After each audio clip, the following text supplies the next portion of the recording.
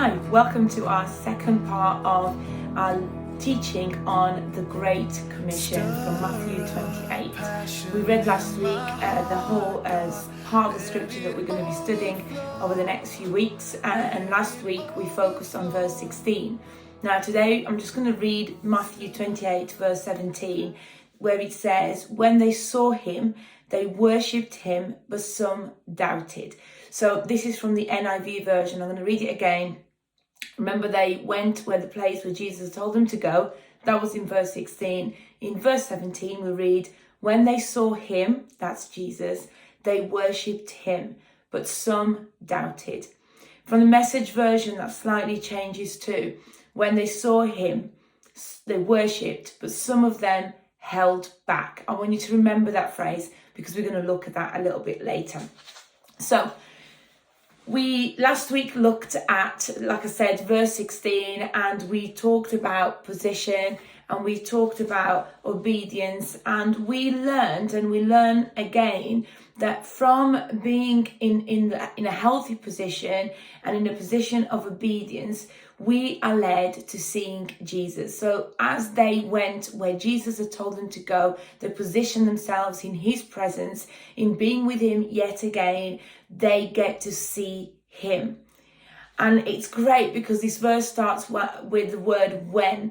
When they saw him, what does that mean? At the moment, in that moment when they saw him, at that point, at that very second, when they saw Jesus, being in his presence ignites in us a desire to worship God. And that's what would have happened with them.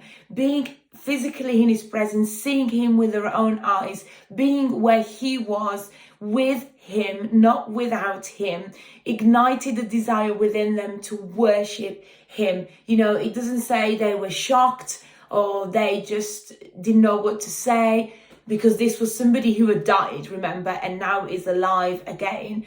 The desire was there straight away to worship him.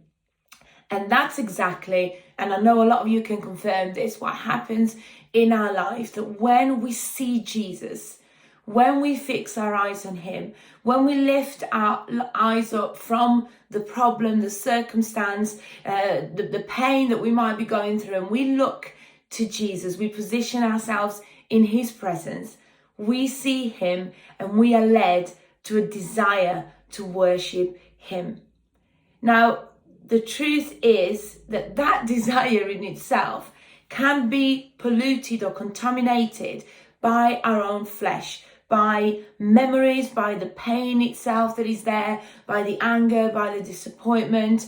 And that's where doubt comes in, because we can be criticizing those who were there and saw him and doubted instead of choosing to worship him. We can say, come on, you know, people had already told you that he was him, and people you trusted had told you that it was Jesus and he was alive, but yet instead of worshiping, you are doubting at this very moment in history.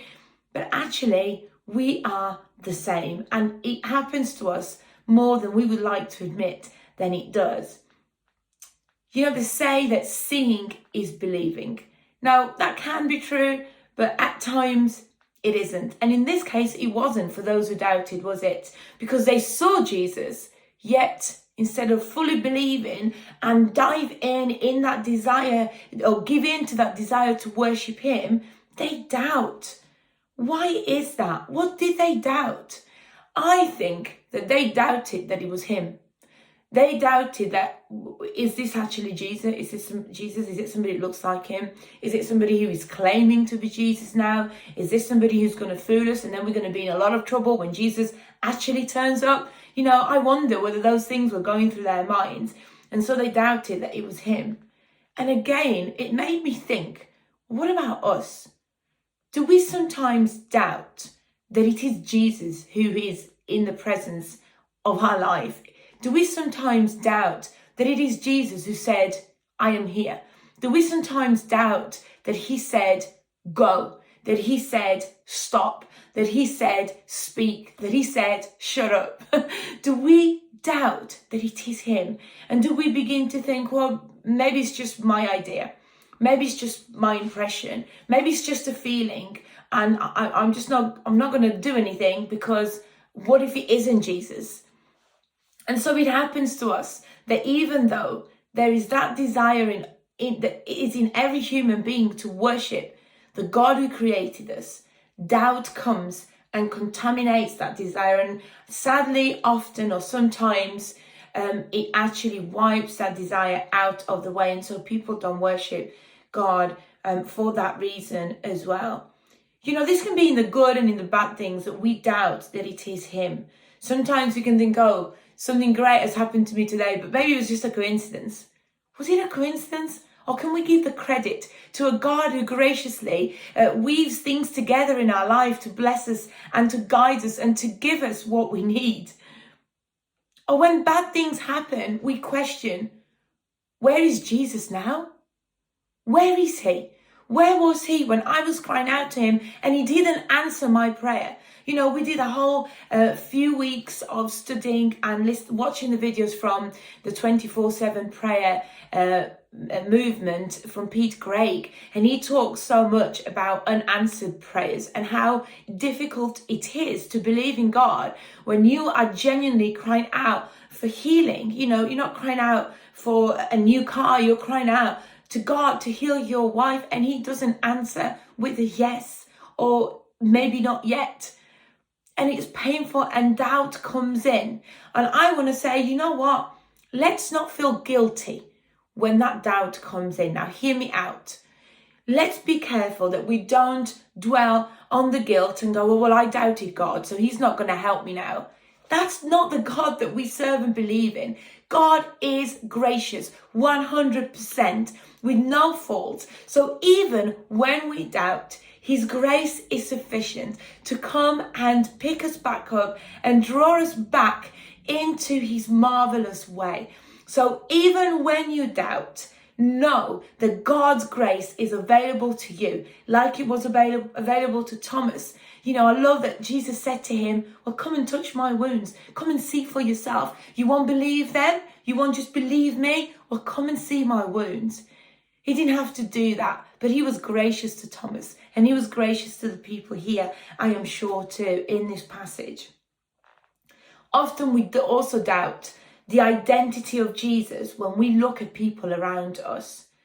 We forget that the Word of God says the men and women were created in God's image. That is in the Bible. And if I believe in the Bible, I am going to believe that I was created in the image of God, that I look like Him, that there is something within me that comes from Him. In fact, more than something. And so if I believe it about myself, I'm going to believe it about every single person that I see. And so when I look at my neighbours, when I look at my friends, when I look at my colleagues, when I look at my family, when I look at the poor, at the rich, at the strong and at the weak, I want to see the image of God in them, because it is there. And Jesus sees them with eyes of love and eyes of grace. But we so often put on our, if you like, judgment hat. I know it's a strong word, but we do. And we don't see Jesus in them because they might be too angry, or they might be too addicted to something. I don't know. There might be people that don't reflect and don't honor maybe God's ways. And so we almost put a barrier up and we stop seeing Jesus. And actually, there's an invitation here today to begin to see Jesus in every single person that comes your way. If we begin to see Jesus in people's lives, in people's identity, we can love them better. Remember that our banner, our calling as a church is love the people. That is our primary commitment. That is our commission, to love the people. How do we love people who are arrogant? How do we love people when we bring them a food parcel and they start taking tins out and give them to you because they don't want the tins, they want other things? That's irritating, isn't it? How do we love them? We look at them and we see Jesus in them. And it doesn't mean that we accept, all the insults and we allow people to do us harm and whatever. but it means that we go by grace and we go by love. And there's a constant restoration and a constant refreshing of the love of God in us for the people because we see Jesus in them. And it's the same with circumstances. Sometimes it looks like Jesus is not there and we don't see him. But if we stop and we take time to see him, he is there. You know, the Bible says that God is omnipresent. He's everywhere, in every situation, at all times, God is there. And Jesus also said to us, I am with you always to the very end of the age. And so we must believe that in all of our situations, in all of our seasons, in all of our days, in all of our moments, he's there, and choose to see him. Because when we see him, a desire in us rises up to worship him. Now, just as I finish, I said earlier that desire can be contaminated by our flesh, our thoughts, our bad memory of what happened last time when we gave in and we let go and we just worshiped God no matter what the situation was. That can happen, and that's okay. But at this point, you make a choice. Do I continue to doubt, or do I choose to surrender? And here are the differences. To surrender means that we admit that God is here. We admit that God is above all things, above all thoughts, above all dreams, above all problems. We admit that he's sovereign over evil, even when evil looks like it's winning. We admit that God is perfect in all of his ways. And we admit that he is loving, which means that we are humbling ourselves before his majesty, his greatness, his faithfulness. And we are happy to do that because he's God and we are not. And in our thoughts, we begin to declare that he is greater, that he's above all that we can understand and all that we can do. He's above our abilities. But when we doubt, when we hold back, like we read in the Message version, we are raising a barrier in defense for ourselves. And so what happens is we don't want to be disappointed by a God who last time didn't answer our prayers, or a God who might not answer my prayer. So I don't want to be disappointed. Therefore, I am not letting go. I'm going to hold back. But also, as human beings, we have a tendency of not wanting to depend on God. I am a very independent person and I love it. I always say to Vince, we don't need to ask for help. If we really do, we will. But let's see if we can do it ourselves. Don't bother people. But when it comes to God, I have learned that depending on him is the best thing I can do. But I've also learned that in our human nature, we don't want to depend on him. Because again, that leads us to worship, to that place of admitting that he's greater than me, that he is faithful even when he doesn't look like that he will answer my prayer, that he is for me and not against me. But God is gentle and he will not force you to choose to worship and to surrender. But he wants you to do that because he knows that that is the safest place you can be. When you worship, when you're surrendering, when you are declaring that God is sovereign over all, that God is loving, that God is faithful, victory starts to come your way. Grace starts to cover all that was hurting you. And so I want to invite you today to constantly make a decision to see God in people and in situations and in your life. And to say yes to that desire that says, come on, worship him, declare his greatness, abandon yourself in his arms and believe that he's for you, not against you.